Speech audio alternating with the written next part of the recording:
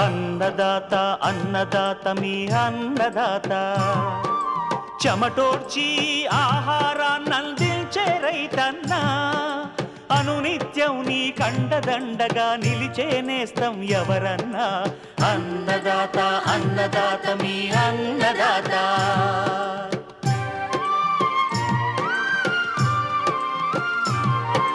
నూతన రీతుల సాగుబడికి, నూరింతలు పెరిగే దిగుబడికి సూచనలిచ్చే సస్య రక్షణకు, పశు పోషణకి శాస్త్ర విజ్ఞానం అందించి ముందుకు నడిపే తెలుగు రైతు భారతదేశానికి మకుటం అయ్యేలా తీర్చిదిద్దే ఆశయంతో మిమ్ము మేలు కొలిపేది అన్నదాత. అన్నదాత అన్నదాత మీ అన్నదాత. అన్నదాత అన్నదాత మీ అన్నదాత. అన్నదాత ప్రేక్షకులకు నమస్కారం. ఈనాటి ముఖ్యాంశాలు: సమస్యాత్మక నేలల యాజమాన్యం,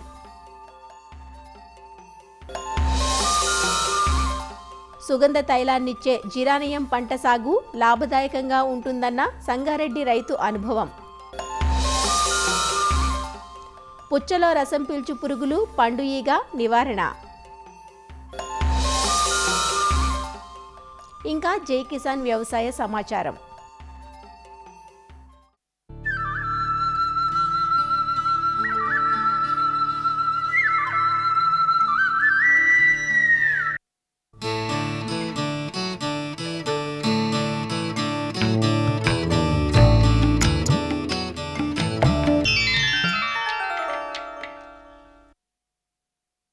ఇటీవలి కాలంలో రైతులు ఎదుర్కొంటున్న అతి సాధారణ సమస్య సమస్యాత్మక నేలలు. భూమిలో సారం లోపించిన, స్థితిగతులు అనుకూలంగా లేకపోయినా సరైన దిగుబడులు సాధించలేం. నేలలో ఉండే సహజ పోషకాలను మనం అందించే సేంద్రియ రసాయన ఎరువులను మొక్కలు ఉపయోగించుకోవాలంటే నేలలు అనుకూలమైన స్థితిలో ఉండాలి. పంటల సాగుకు అనుకూలించని నేలలను సమస్యాత్మక నేలలు అంటాం. కోతకు గురయ్యే నేలలు, ఇసుక నేలలు, గట్టిపొర నేలలు, సున్నపు నేలలు, చౌడు నేలలు ఇవన్నీ సమస్యాత్మక నేలల కిందకే వస్తాయి. భూసార పరీక్షల ద్వారా నేల గుణగణాలను నిర్ధారించుకొని తగిన యాజమాన్య చర్యలు చేపట్టడం ద్వారా వాటిని బాగు చేసుకునే అవకాశం ఉంది. వివిధ సమస్యాత్మక నేలలను ఎలా బాగు చేసుకోవాలో ఆచార్య ఎన్జీ రంగా వ్యవసాయ విశ్వవిద్యాలయం, శ్రీకాకుళం జిల్లా నైరా వ్యవసాయ కళాశాల మృతికా విభాగం అధిపతి డాక్టర్ పి గురుమూర్తి నుంచి తెలుసుకుందాం. సమస్యాత్మక నేలలంటే ఏ నేలల్లో భౌతిక రసాయన సమస్యలు పంటల ఉత్పాదకతను గణనీయంగా తగ్గించి సాగు గిట్టుబాటు కాదో ఆ నేలల్ని మనం సమస్యాత్మక భూములు అంటారు. వివిధ సమస్యాత్మక భూములు ఆమ్ల భూములు, క్షార భూములు లేదా వీటినే చౌడు నేలలు, కారి నేలలు కూడా అంటారు. అదేవిధంగా నేల కోతకు గురయ్యేటటువంటి భూములు, ఇసుక నేలలు, గర్భంలో గట్టిపొర ఉండేటటువంటి నేలలు, అలాగే సున్నం అధిక పాలలో ఉండే సున్న భూములు. ఇక ఆమ్ల నేలలకు వస్తే ఈ నేలల్లో ఉదజని సూచి 6.5 కంటే తక్కువ ఉంటుంది. ముఖ్యంగా కాల్షియం, మెగ్నీషియం, భాస్వరం, పొటాషియం లాంటి పోషకాలు లోపాలు చాలా ఎక్కువగా కనిపిస్తుంటాయి. దాంతోపాటు అల్యూమినియం, ఐరన్ లాంటి పోషక లోపాలు ఎక్కువ మోతాదులో ఉండటం వల్ల వాటి టాక్సిటీ కూడా మనకు కనిపిస్తుంది. సుమారుగా 2 నుంచి 3 క్వింటాల్ పొడి చేసినటువంటి సున్నాన్ని ఎకరాకు వేసి భూమిలో కలుపుకుంటే వర్షాకాలంకి ముందు ఈ ఆమ్ల నేలని చాలా వరకు బాగు చేసుకునే అవకాశం ఉంటుంది. అదేవిధంగా రెండోది క్షార నేలలు, వీటినే చౌడు నేలలు అంటారు, అలాగే కారి నేలలు అని కూడా అంటారు. ఈ చౌడు నేలలు 2 రకాలు. ఒకటి తెల్ల చౌడు, రెండోది కారు చౌడు. ఈ తెల్ల చౌడు నేలల్లో నీటిలో కరిగేటటువంటి లవణాలు అధికంగా ఉంటాయి. ఈ భూసార పరీక్ష చేసేటప్పుడు ఈ నేలల్లో నీటిలో కరిగే లవణాల శాతం 0.1 కంటే ఎక్కువ ఉండడం, లేదా ఎలక్ట్రికల్ కండక్టివిటీ 4 డెసిసైమన్స్/మీటర్ కంటే ఎక్కువ ఉండటం వీటి లక్షణం. ఈ భూముల్లో పంటల విత్తనాలు సాధారణంగా మొలకెత్తవు. ఒకవేళ పుట్టిన మొక్కలు కూడా నీటిని, పోషకాలను సరిగ్గా సంగ్రహించుకోలేకపోవటం వల్ల అవి బాగా గిడసబారి ఉంటాయి. వేసవిలో సాధారణంగా నేలలోని తెల్లటి పొర ఆ పొరని పారతో చెక్కి లవణాలు ఉన్నటువంటి తెల్లని పట్టిని తీసివేయాలి ప్రథమంగా. ఇక తర్వాత పొలాన్ని దున్ని చిన్న చిన్న మడులుగా చేసుకోవాలి. ఈ రకంగా చిన్న చిన్న మడులుగా చేసుకొని వర్షాకాలంలో పడే వర్షాన్ని నిలగట్టుకుంటే చాలా మటుకు లవణాలు భూగర్భంలోకి ఇంకిపోతాయి. అదేవిధంగా ఉప్పును తట్టుకునేటటువంటి పంటలైనటువంటి వరి, చెరకు, జొన్న, సజ్జలు, ఆవాలు మొదలైనటువంటి వీటిని మనం సాగు చేసుకున్నట్లయితే ఇవి కొంతవరకు తట్టుకొని మంచి దిగుబడులు ఇచ్చే అవకాశం ఉంటుంది. పైరు విత్తనాలు పొలంలో విత్తడానికి ముందు 0.1% లవణ ద్రావణంలో ముంచి 2-3 గంటలు నానబెట్టి తర్వాత ఆరబెట్టినటువంటి విత్తనాలను మనం చల్లుకుంటే అధిక లవణాలు ఉండేటువంటి చౌడుని తట్టుకునేటువంటి అవకాశం పంట మొక్కలకి లభిస్తుంది. అదేవిధంగా ఈ పచ్చిరొట్ట ఎరువులు, సేంద్రియ ఎరువులు వేయటం వల్ల కూడా పొలానికి ఈ లవణాన్ని తట్టుకునేటటువంటి అవకాశం పెరుగుతుంది. ఇకపోతే ఈ చౌడు నేలలో కారి చౌడు నేలలు అంటారు. భూసార పరీక్షలో నేల ఉదజని చూసి 8 కంటే ఎక్కువ ఉంటుంది మరియు మార్పిడి చెందేటటువంటి సోడియం 15% కంటే ఎక్కువ ఉంటే ఇవి కారిచౌడు నేలలుగా పరిగణిస్తారు. ఇకపోతే ఈ కారిచౌడు నేలని యాజమాన్యం చేసుకోవడానికి భూసార పరీక్ష చేయించి సిఫార్సు చేయబడ్డ జిప్సం ఎరువును పొలంలో వేసి కలిదుని నీటిని నిలకట్టి 2-3 రోజుల తరువాత ఆ నీటిని మురుగునీటి కాలువల ద్వారా బయటకు తీసేయాలి. సుమారుగా ఎకరాకి 1.2 నుంచి 1.6 టన్నుల జిప్సంను వాడుకోవాలి. పచ్చిరొట్ట ఎరువులు జీలుగను సాగు చేసి పూత దశలో భూమిలోని కలిగి దున్నితే సేంద్రియ పదార్థాలు ఏర్పడి ఈ చౌడుని తగ్గిస్తాయి. జిప్సం ఎరువుకు ప్రత్యామ్నాయంగా గంధకం పొడి కానీ లేదా పైరైటు లేకపోతే చెరుకు ఫ్యాక్టరీలో వచ్చే ప్రెస్ మడ్ను కూడా మనం ప్రత్యామ్నాయంగా వాడుకునే అవకాశం ఉంటుంది. జీలుగా, వరి, రాగి ఈ పంటల క్రమాన్ని చౌడు ఉన్న ప్రాంతాల్లో పాటిస్తే మనకి ఈ చౌడు ప్రభావం ఎక్కువగా కనిపించదు. ఇకపోతే కోతకు గురయ్యేటటువంటి నేలలు, అధిక వర్షాలు, నేల వాలు అధికంగా ఉండటం వల్ల సారవంతమైనటువంటి భూమి పైపొర కొట్టుకుపోయి నేలలన్నీ కూడా నిస్సారం జరుగుతాయి. దీనికి యాజమాన్యం ఏమిటంటే 2-3% వాలు ఉన్నటువంటి భూముల్లో కాంటూరు సేద్యం చేయాలి. నేల కోత కూడా నియంత్రించబడుతుంది. పైర్ల దిగుబడి కూడా 25% పెరుగుతుందన్నట్టు నిరూపించబడింది. ఇకపోతే ఇసుక నేలలు, ఈ నేలల్లో సాగు చేసేటప్పుడు ఎరువులు అవి వేసేటప్పుడు భూమి లోపల పొరల్లోకి ఇంకిపోయి పంట చేనుకు ఉపయోగం చాలా తక్కువగా ఉంటుంది. ఇకపోతే ఇసుక నేలలు యాజమాన్యం చేయడానికి వేసవిలో చెరువు మట్టిని ఎకరాకు 25 నుంచి 30 టన్నులు వేసుకోవాల్సి ఉంటుంది. ఇకపోతే తొలకరి వర్షాలు మొదలైనప్పుడు దాదాపుగా 200 కిలోల రోలర్ను 3-4 సార్లు నేలపై తిప్పితే ఈ ఇసుక నేలలు కొంచెం కాంపాక్ట్ అయ్యి నీటిని నిలుపుకునేటటువంటి సామర్థ్యం కూడా పెరుగుతుంది. ఇకపోతే గర్భంలో గట్టిపొర ఉండేటటువంటి భూములు అనేది ఒక సమస్య సాధారణంగా మనకు కనిపిస్తుంటుంది. ఈ భారీ యంత్రాలు వాడటం వల్ల నేల అడుగు పొరల్లో మట్టి గట్టిగా మారిపోతుంది. వేసవిలోని లోతు దుక్కి చేయాలి. సాధారణంగా ఎంబీ ప్లవ్తో లేకపోతే డిస్క్ ప్లవ్తో కానీ 40 నుంచి 50 సెంటీమీటర్ల లోతు వరకు కూడా దుక్కి చేసుకోవాలి. లేదా సబ్సాయిలర్ కానీ చిజిల్ ప్లవ్ కానీ వాడి ఈ గట్టి పొరను కూడా పగలగొట్టే అవకాశం ఉంటుంది. ఎకరాకు దాదాపు 10 టన్నులు సేంద్రియ ఎరువులు మరియు 2 టన్నుల జిప్సం వేస్తే ఈ గట్టిపొర ప్రభావం తగ్గి పంటల దిగుబడి కూడా పెరిగే అవకాశాలు ఉన్నాయి. వేరు వ్యవస్థ గట్టిగా ఉండేటటువంటి కంది, ప్రత్తి వంటి పైర్లను కూడా గర్భంలో గట్టిపొర ఉండేటటువంటి భూముల్లో వేసుకుంటే పొరని బ్రేక్ చేసే అవకాశం కలుగుతుంది. ఇక చివరగా సున్నం అధికంగా ఉండేటువంటి భూములు, ఈ సున్న భూముల్లో సూక్ష్మ పోషక లోపాలు, భాస్వరం లోపం ఎక్కువగా ఉంటాయి. జనుము, జీలుగా వంటి పచ్చిరొట్ట పైర్లను సాగు చేయాలి. ప్రత్యామ్నాయంగా ఎకరాకు 4-6 టన్నుల సేంద్రియ ఎరువు లేదా పశువుల ఎరువుని కూడా వేసుకోవాల్సి ఉంటుంది. ఈ నేలల్లో భాస్వరం ఎరువును వెదజల్లకూడదు. భాస్వర ఎరువును మొక్కల మొదల్లోనూ మాత్రమే వేయాల్సి ఉంటుంది. ఈ రకంగా సమస్యాత్మక నేలలను గుర్తించి రైతు సోదరులు తగినటువంటి యాజమాన్య పద్ధతులు కానీ పాటించినట్టయితే ఈ సమస్యాత్మక భూముల్లో కూడా మనము దిగుబడులు పెంచుకునే అవకాశం ఉంటుంది. రాబోయే వేసవి కాలాన్ని దృష్టిలో ఉంచుకొని చాలామంది రైతులు పుచ్చను నవంబర్ నుంచి ఫిబ్రవరి, మార్చి మాసాల వరకు పలు దఫాలుగా విత్తుకుంటూ ఉంటారు. ఎండాకాలంలో పుచ్చకు అధిక డిమాండ్ ఉంటుంది కాబట్టి 4 డబ్బులు వెనకేసుకోవచ్చునని ఆశపడతారు. అలా విత్తిన పుచ్చ పంట ప్రస్తుతం పలు దశల్లో ఉంది. 80 నుంచి 90 రోజుల పంటకాలం కలిగిన పుచ్చలో రోజురోజుకు పెరుగుతున్న ఉష్ణోగ్రతలకు రసం పీల్చు పురుగుల బెడద అధికంగా కనిపిస్తోంది.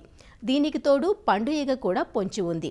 రసం పీల్చు పురుగులు, పండు ఈగ నివారణకు ఎలాంటి చర్యలు చేపట్టాలో ప్రొఫెసర్ జయశంకర్ తెలంగాణ రాష్ట్ర వ్యవసాయ విశ్వవిద్యాలయం పాలెంలోని కృషి విజ్ఞాన కేంద్రం కీటక శాస్త్రవేత్త ఎం రాజశేఖర్ నుంచి తెలుసుకుందాం. ప్రస్తుతం సాగు చేసినటువంటి ఈ పుచ్చ మరియు తర్బూజ పంటలు చాలా ప్రాంతాల లోపల మనకు పూత దశ నుంచి కాయలు ఏర్పడే దశ లోపల ఉన్నాయి. ఈ యొక్క దశ లోపల చాలా వరకు ఈ యొక్క పుచ్చ మరియు తర్బూజను ఎక్కువగా మనకు రసం పీల్చే పురుగులు మరియు పండు ఈగ ఎక్కువగా ఆశించి నష్టపరుస్తుంది. ఎక్కువగా ఆశించే రసం పీల్చే పురుగుల్లో పేనుబంక, తెల్లదోమ, తామర పురుగులు ముఖ్యమైనవి. ఈ యొక్క రసం పీల్చే పురుగులు మనకు ఈ పుచ్చ మరియు తరబుజను 2 విధాలుగా నష్టపరుస్తాయి. ముఖ్యంగా డైరెక్ట్ డ్యామేజ్, అంటే అవి పుచ్చ మరియు తరబుజ మొక్కల యొక్క అన్ని భాగాల నుంచి రసం పీల్చడం.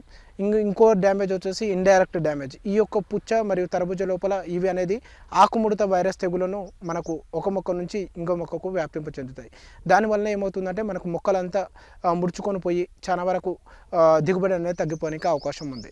అంతేకాకుండా ముఖ్యంగా ఈ యొక్క రసం పీల్చే పురుగుల ఉధృతి అనేది మనకు పొడి వాతావరణంలో, అంటే ఈ ఎండాకాలం లోపల ఎక్కువగా ఆశించే అవకాశం ఉంది.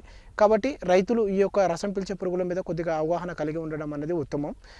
ఈ రసం పీల్చే పురుగుల యొక్క యాజమాన్యం చూసుకున్నట్లయితే రైతులు ఎకరానికి 10 పసుపు మరియు 10 నీలి రంగు జిగురొట్టలు అనేది అమర్చుకోవాలి.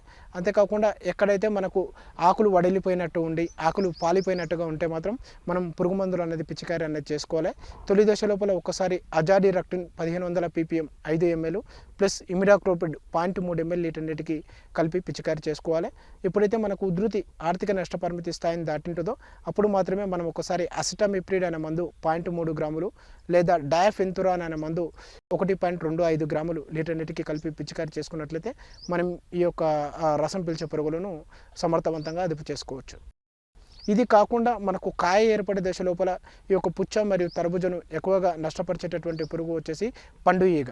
ఈ యొక్క పండు ఈగ మనకు ముఖ్యంగా రెక్కల పురుగు గమనించడం జరుగుతుంది. ఈ యొక్క రెక్కల పురుగు అప్పుడే ఏర్పడుతున్నట్టు కాయ లోపల గుడ్లను అనేది పెడుతుంది. అప్పుడు ఆ గుడ్ల నుంచి పొదిగినటువంటి పిల్ల పురుగులు ఆ యొక్క కాయ లోపల ఏర్పడుతున్నటువంటి గుజ్జును తినడం ద్వారా మనకు కాయలు సరిగ్గా వృద్ధి చెందకపోవడం, అంతేకాకుండా పండ్లు త్వరగా పక్కానికి రావడం. ఇంకోటి ఏంటంటే ఈ యొక్క కాయలు అనేది పాడైపోయినట్టుగా కుళ్ళిపోయిన వాసన అనేది గమనించడం అనేది జరుగుతుంది. ఈ యొక్క కాయ ఈగ అనేది దాదాపుగా ఆశిస్తే ఇట్లా మనకు 80 నుంచి 90% వరకు దిగుబడి అనేది నష్టపోయే అవకాశం ఉంది. కాబట్టి పండు ఈగ నివారణకు యాజమాన్య పద్ధతులు చూసుకున్నట్లయితే పంట చుట్టూ ఎటువంటి కలుపు మొక్కలు లేకుండా చూసుకోవాలి. అంతేకాకుండా మొక్క మొదలు భాగాన్ని కూడా అప్పుడప్పుడు మనము రైతులు ఆ యొక్క మట్టిని అనేది జరిపి చూసుకునడం వలన మనకు ఈ యొక్క కోశ దశలు అనేది బయటపడి ఇంకా అవకాశం ఉంటుంది. అంతేకాకుండా మనం ఎకరానికి ఒక 4 నుంచి 5 పండు ఈగ బుట్టలు అనేది అమర్చుకోవాలి. లేదు అంటే ఇట్లా రైతువారి పద్ధతిలోనే వారు పండు ఈగ నివారణకు పండు ఈగ ఆకర్షణ బుట్టలు అనేది తయారు చేసుకోవచ్చు. వాటి కోసం ఏం చేసుకోవాలంటే రైతులు ఒక డజను బాగా పండినటువంటి అరటి పళ్ళను తీసుకొని వాటిని గుజ్జుగా చేసేసుకొని ఒక రాత్రంతా పులియబెట్టుకొని దాని లోపల మనకు కొద్ది వరకు చక్కెర ద్రావణాన్ని యాడ్ చేసుకొని దాని లోపల మనకు 5 నుంచి 10 మిల్లీలీటర్ల మలాథియాన్ అనేటటువంటి పురుగు మందును కలిపేసుకొని వాటిని చిన్న తొట్టెల లోపల ఒక ఎకర పొలం లోపల ఒక 10 చోట్ల అమర్చడం వలన ఈ యొక్క పండు ఈగ అనేది వీటికి ఆకర్షితం అయిపోయి అక్కడ అందులోపల ఉండేటటువంటి తొట్టెల్లో పడి చనిపోవడానికి అవకాశం ఉంటుంది. ఎక్కడైతే మనకు ఈ యొక్క తొట్టెలు పెట్టుకోకపోవడం ఇబ్బందిగా ఉండి మరియు పురుగు మందులు పిచికారీ చేసుకోవాల్సిన అవసరం ఉన్నప్పుడు మాత్రం తప్పకుండా ఒకసారి పురుగు మందు అనేది పిచికారీ చేసుకోవాలి. అందులోపల మలాథియాన్ అనే మందు 2 ml లీటర్ నీటికి కలిపి పిచికారీ చేసుకున్నట్లయితే కూడా మనం ఈ యొక్క పండు ఈగను కూడా అదుపు చేసుకొని రైతులు పుచ్చ మరియు తరబుజలో అధిక దిగుబడులు పొందడానికి ఆస్కారం ఉంటుంది.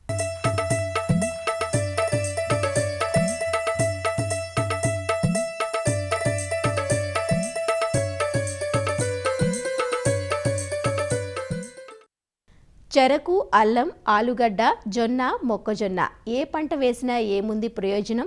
చివరకు పెరిగిన చీడపీడల సమస్యలు, గిట్టుబాటు ధరలు లేక చేతులు కాల్చుకోవడం తప్ప. ఇలాగే నష్టపోయిన రైతు ప్రత్యామ్నాయ పంటలకై ఆలోచించాడు. అనంతరం ఓ కొత్త పంట అతనిని ఆకర్షించింది. ఆ పంటే జిరానియం. ఈ కొత్త పంట పేరు మీరు ఎప్పుడూ విని ఉండరు కదా. ఇది ఒక సుగంధ పంట. నిమ్మగడ్డి, సిట్రునెల్లా, పామురోజా, వట్టివేరు మాదిరే ఈ పంట నుంచి సుగంధ తైలాన్ని తీస్తారు. తెలుగు రాష్ట్రాల్లోనే తొలిసారిగా జిరానియం సాగు చేస్తున్న ఆ రైతు ఎవరో, ఆ పంట విశేషాలేమిటో తెలుసు. మనం చూస్తున్న ఈ పంటే జిరానియం. జిరానియం పంటను సంగారెడ్డి జిల్లా మొగడంపల్లి మండలం గొడిగార్పల్లి గ్రామంలో యువ రైతు నాగేశ్వర్ సాగు చేస్తున్నారు. గతంలో ఎన్నో పంటలతో ఒడిదుడుకులు ఎదుర్కొన్న నాగేశ్వర్ తండ్రి నారాయణ తన కుమారుడికి ఈ పంట సాగులో శిక్షణ ఇప్పించి జిరానియంను సాగు చేయిస్తున్నారు. మహారాష్ట్రలోని పూణే, నాసిక్, ఉద్గిర్, లాతూర్ ప్రాంతాల్లో జిరానియం సాగు గురించి తెలుసుకుని తొలిసారిగా తెలుగు రాష్ట్రాల్లో ఈ పంట సాగుకు శ్రీకారం చుట్టారు. మొదట 2 ఎకరాల్లో నాటుకుని తరువాత 2 దఫాలుగా ఈ పంటను విస్తరించారు. ప్రస్తుతం 6 ఎకరాల్లో సాగు చేస్తున్నారు. ముంబైకు చెందిన ఎస్ఎస్ కేల్కర్ కంపెనీతో ఒప్పందం కుదుర్చుకుని పంట వేశారు. ఇప్పటికే 1.5 ఎకరం పంటను కోత చేసి నూనె తీశారు. పరిమళ ద్రవ్యాలు, సబ్బులు, చర్మ వ్యాధుల నివారణకు ఉపయోగించే జిరానియం నూనె లీటరు 10,000 నుంచి 14,000 రూపాయల వరకు ధర పలుకుతోంది. పంట సాగులో సమస్యలు తక్కువంటారు రైతు నాగేశ్వర్. ఇప్పుడు ఈ కనబడే క్రాప్ వచ్చేసి క్రాప్ నేమ్ జెరీనియం. ఇది ఒక ఇండోనేషియా చైనా వెరైటీ. ఇది మనకు బాంబేలో ఎస్ఎస్ కేల్కర్ కంపెనీ అనే వాళ్ళతోటి మనకు ఓ మహారాష్ట్ర రైతుల వాళ్ళు తెలిసి ఈ క్రాప్ గురించి మనం కూడా ఎట్లా ఉంటుంది అనేది ఒక 4 దఫాలుగా మహారాష్ట్రకి వెళ్ళి చూడాల్సి వచ్చింది. పూణే, నాసిక్, ఉద్గీర్, లాతూర్లో అక్కడ కూడా చేస్తున్నారు.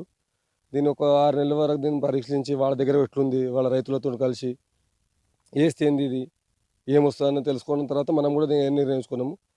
స్టెప్ బై స్టెప్ వేసినాం. ఫస్ట్ ఒక 2 ఎకరాలు, తర్వాత 2 ఎకరాలు, తర్వాత 2 ఎకరాలు, ఇట్లా 6 ఎకరాలు ఇప్పుడు మనం రెడీ ఉన్నది. 1 ఎకరన్నర అయితే హార్వెస్టింగ్ అయిపోయింది. క్రాప్ వేయడం కూడా కొద్దిగా స్టార్టింగ్ పెట్టడం కొద్దిగా చిన్న ఖర్చుతో కూడుకున్న పని. ఫస్ట్ టైం పెట్టడము ఒక్కసారి వేస్తే మనకు 3 సంవత్సరాల క్రాప్ వస్తుంది. 1 సంవత్సరానికి 4 కోతలు వస్తుంది. ప్రతి 3 నెలలకు ఒక కోత. ఒక కోతకు వచ్చేసి 10 టన్నుల దిగుబడి. అంటే 1 టన్నుకి 1 కేజీ ఆయిల్ వస్తుంది మనకి. ఇప్పుడు ప్రజెంట్ మార్కెట్ 10,000 ఉంది రేటు. ఇంతకుముందు 11,500 కూడా ఉంది, ఇప్పుడు 10,000 ఉంది. 10,000 లీటర్ అంటే మనకు ఒక కటింగ్ 1,00,000 రూపాయలు. ఫస్ట్ 3 నెలలది ఫస్ట్ కటింగ్లో మన ఖర్చులు మొత్తం వెళ్ళిపోతాయి. మనకు తర్వాత వచ్చేది అంతా మనకు ఖచ్చితంగా మిగిలే ఉంటుంది. దీనికి ప్రాసెస్ చేయడానికి మనకు డిస్టిలేషన్ యూనిట్ కావాలి. దీనిలో మేజర్ మనకు డ్రాబ్యాక్ ఏంటంటే ఒక చిన్న రైతు వేయాలంటే డిస్టిలేషన్ యూనిట్ పెట్టుకోలేడు. అట్లీస్ట్ డిస్టిలేషన్ యూనిట్ పెట్టాలంటే 10 ఎకరాలు ఉండాలి మనకు. ఇంకా చిన్న యూనిట్ పెట్టుకోవాలన్నా కూడా మినిమం 5 ఎకరాలు ఉండాలి. ఆ యూనిట్ లేకపోవడం వల్ల కొద్దిగా రైతులకు కొద్దిగా దూరంకి వెళ్ళి వచ్చి డిస్టిలేషన్ చేసుకోవాలన్నది కొద్దిగా ఇద్దరు ఉంటుంది. కానీ ఇప్పుడు మన దగ్గర డిస్టిలేషన్ యూనిట్ కూడా రెడీ చేస్తున్నాం మనము. ఆ డిస్టిలేషన్ యూనిట్ చుట్టుముట్టు రైతులకు కూడా కొద్దిగా ఉపయోగపడుతుంది. మనకి నర్సరీ రూపంలోనే దొరుకుతుంది. ఈ స్టెమ్ను కట్ చేసి వాళ్ళు నర్సరీ పెంచుతారు. 45-50 డేస్ ప్రాసెస్ చేసి పెంచిస్తారు మనకు. పూణే దగ్గర నుంచి తెప్పించాం మనం. ఫస్ట్ వాళ్ళకు ఒక పేమెంట్ 80% పేమెంట్ చేయాలి మనం బుకింగ్లోనే. ఒక మొక్క వచ్చేసి మనకు 5 రూపాయలు పడ్డది మనం పెట్టడానికి. ఇక్కడ తీసుకొచ్చి రానికి డెలివరీతో ఉంటే 5 రూపాయలు పడ్డది. మనకు డ్రిప్ వేసుకోవాలి, పెంటెరువు అది అంటే మనకు ఎకరాకు 70,000 నుంచి 80,000 ఫస్ట్ టైం ఖర్చు వస్తుంది. సాలు మధ్యలో 4.5 ఫీట్లు పెట్టినాం మనం. అక్కడ మహారాష్ట్రలో 4 ఫీట్ పెట్టారు కానీ మనం 4.5 పెట్టాం. కొద్దిగా మనకు ల్యాండ్ని బట్టి కొద్దిగా పెరిగితే ఎక్కువ స్పేసెస్ బాగుంటుందనే ఉద్దేశంతో 4.5 ఫీట్లు పెట్టి ఇంటర్ కల్టివేషన్ కూడా బాగుంటుందని. 1 ఎకరాకు వచ్చేసి మనకు 10 నుంచి 11,000 మొలకలు కావాలి. మొలక మనం 45 రోజుల మొలక దొరుకుతుంది. పెట్టినాక మనం మొలక నాటినాక మనకు 4 నెలల్లో ఫస్ట్ కటింగ్ వచ్చేస్తుంది. మనం ఫస్ట్ కటింగ్ 4 నెలల్లో చేసుకోవచ్చు, తర్వాత కటింగ్ 3 నెలల్లో చేసుకోవచ్చు. మరి పంట ఇది అయిందా లేదా ఇంకా వెయిట్ చేయాలన్నా లేకుంటే అది తెలుసుకోవాల్సిన అవసరం కూడా లేదు. మనం దీన్ని ఆకు పొరక అనేది కోసుకొని స్టీమ్ చేస్తాం. మనకు ఉన్నదంతా పైన పొరకలనే ఉంటుంది. ఇక దీని అడ్వాంటేజ్ ఏంటంటే దీనిలో ఎలాంటి పందులు కానీ ఎలాంటి జంతువులు కానీ పంటకు నష్టం చేసేది కూడా ఏం లేదు. మనము సొంతగా భూమి బోరు బావి కాని ఉండి ఈజీగా కల్టివేషన్ చేసుకున్న ఈజీ ఉంటే రైతులకు కూడా చాలా లాభదాయకం ఉంటుంది. జహీరాబాద్ వ్యవసాయ సహాయ సంచాలకులు భిక్షపతి జిరానియం పంట గురించి చెబుతూ, ఈ జిరానియం అనేది ఈ ఆరోమేటిక్ అండ్ మెడిసినల్ వాల్యూస్ ఉన్న పంట. స్టెమ్ కటింగ్ ద్వారా దీన్ని మనం నాటుకుంటాం. దీనికి చాలా చీడపీడల సమస్య కూడా చాలా తక్కువ. వచ్చే ఒక ఎండు తెగులు ఒకటి తర్వాత నెమటోడ్స్ ప్రాబ్లం ఉంటుంది. ఈ 2 సమస్యలను బయట అధిగమించి సాగు చేసుకుంటే పెద్ద కష్టం కూడా లేదు. డ్రిప్ కింద సాగు చేస్తున్నాడు అయినా ఈ డ్రిప్ ఫెసిలిటీ ద్వారా ఈ ఫెర్టిగేషన్ కూడా ఎరువులు కూడా డ్రిప్ ద్వారానే అందివ్వడం జరుగుతుంది. ఈ కటింగ్స్ అనేది నాటుకున్న తర్వాత సంవత్సరానికి 3-4 కటింగ్లు వస్తాయి. ఒక కటింగ్కు ఎకరాకు ఒక 10 కిలోల నూనె వచ్చే అవకాశం ఉంది. మరి ఆ నూనె కూడా మంచి మార్కెట్లో కిలోకు 10,000 రూపాయలు ఉంది. కాబట్టి ఒక్క కటింగ్కే 1,00,000 రూపాయల ఆదాయము పొందడానికి అవకాశం ఉంది. ఈయన ఈ 6 ఎకరాలను ఇంకొక 10-12 ఎకరాల వరకు ఎక్స్టెండ్ చేసుకుంటూ గ్రామంలోనే ఒక 40-50 ఎకరాలు సాగు చేయాలనే ఉద్దేశంతో ఈ నారాయణ గారు ఆదర్శంగా ఈ పంట సాగును తీసుకోవడం, దీన్ని మేము చాలా అతన్ని అభినందిస్తున్నాం. కొత్త పంటలు వేసే ముందు రైతులు ముందస్తు ఒప్పందం తీసుకోవడం, ఒకేసారి ఎక్కువ విస్తీర్ణంలో చేపట్టడం కాకుండా మార్కెట్ గమనాన్ని అనుసరించి ముందుగా కొద్దిపాటి విస్తీర్ణంలో వేసుకుని అనుభవం గడించాకే సాగును విస్తరించడం మంచిదని నిపుణులు సూచిస్తున్నారు.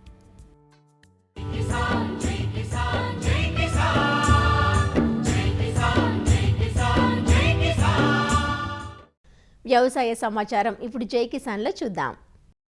పంటలకు నీటి తడులు ఇచ్చేందుకు ఉపయోగించే డీజిల్ ఆయిల్ ఇంజన్ల స్థానంలో రైతులు ఆటో ఇంజన్లను వాడుతున్నారు. ప్రభుత్వం రాయితీపై పంపిణీ పథకాన్ని నిలుపుదల చేయటం, బహిరంగ మార్కెట్లో ఆయిల్ ఇంజన్ల ధరలు పెరగటంతో రైతులు ఆటో ఇంజన్లతో తయారు చేసే అసెంబుల్డ్ ఆయిల్ ఇంజన్లను ఇటీవల ఎక్కువగా వాడుతున్నారు. పూర్వం వాడుతున్న ఆయిల్ ఇంజన్లతో పోల్చితే కొన్ని అంశాలు అనుకూలంగా ఉండటంతో వీటిని ఎంపిక చేసుకుంటున్నారు. ఇంజన్ ధర, నిర్వహణ, డీజిల్ మైలేజ్ పెరగటంతో రైతులు వాడకానికి ముందుకు వస్తున్నారు. ప్రస్తుతం మిరపతో పాటు రబీ సీజన్లో వేసిన మొక్కజొన్న, జొన్న పైర్లకు నీటి తడులు అందించేందుకు ఆటో ఇంజన్లనే వాడుతున్నారు. ముఖ్యంగా గుంటూరు, బాపట్ల, ప్రకాశం, కర్నూలు జిల్లాల్లోని రైతులు ఇటీవల కాలంలో ఆటో ఇంజన్లను విరివిగా వాడుతున్నారు.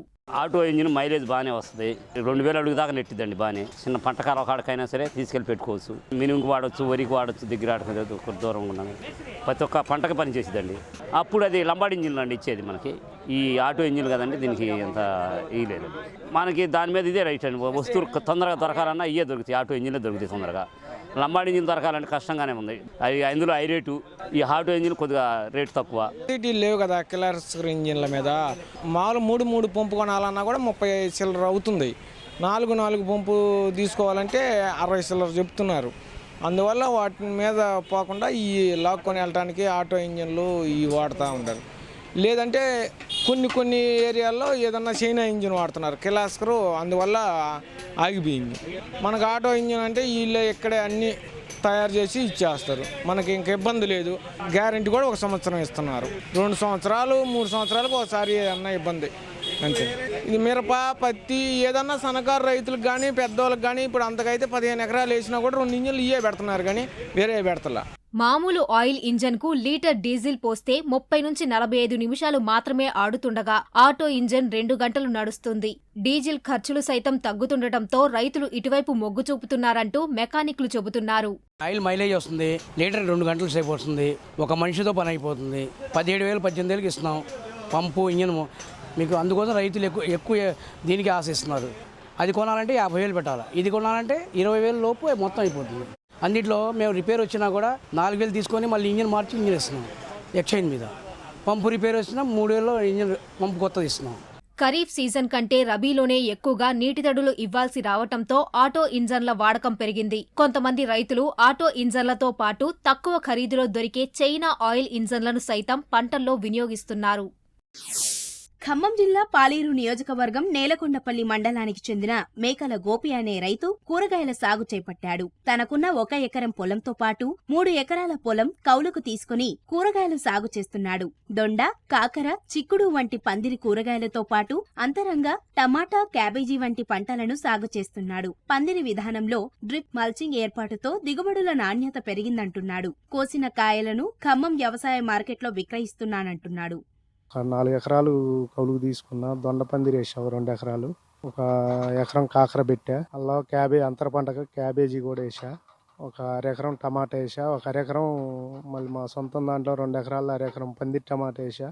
అంతర పంట కూడా బాగానే ఉంది. క్యాబేజీ కూడా, దొండ కూడా పర్లేదు. కానీ ఈసారి కొద్దిగా నల్లి ఎఫెక్ట్ వల్ల కొద్దిగా 2 నెలలు మైనస్ అయింది. అయినా కానీ అది 2 సంవత్సరాల పంట చేయబట్టి 1 నెల కాకపోయినా 1 నెల కలుస్తుందని అనుకుంటున్నాం. మంచి లాభసాటిగానే ఉంది. కాకర కూడా ఇప్పుడే స్టార్ట్ అయింది. కోతకు 3 క్వింటాలు అట్లా దిగుతుంది. పందిరికి మల్చింగ్ వేసి డ్రిప్ వేసినాం. కాపు గినక మంచిగా పడ్డది, బాగుంది పందిరి టమాటా. ఇంతకుముందు వరి, పత్తి, చెరుకు, మొక్కజొన్న వేసినాం. వాటికంటే ఈ పందిరి వ్యవసాయం, ఈ కూరగాయల సాగు మంచి లాభసాటిగానే ఉంది. మాకు రోజు 10-12 మంది కూలీలు వస్తారు. ఎటు పోకుండా మాకే డైలీ 10-12 మంది పడతారు. వాళ్ళ ఖర్చులు వెళ్ళిపోను, నాకు కూడా పర్వాలేదు అనిపిస్తుంది. పందిరి సాగుతో ఆదాయం బాగున్నప్పటికీ పెట్టుబడి ఖర్చులు అధికంగా పెరిగినందున ప్రభుత్వం తరపు నుంచి ప్రోత్సాహం అందించాలంటూ కోరుతున్నాడు. మరిన్ని విభిన్న అంశాలతో రేపటి అన్నదాతలో మళ్ళీ కలుసుకుందాం. అంతవరకు సెలవు, నమస్కారం. అన్నదాతలు తమ సందేహాలు, సమస్యలను 1800-425-4085 టోల్ ఫ్రీ నంబర్లో ఉదయం 10 నుంచి 11 గంటల మధ్య పని దినాల్లో సంప్రదించగలరు. ఈ కార్యక్రమాన్ని ఈటీవీ విన్ మొబైల్ యాప్లోనూ వీక్షించండి.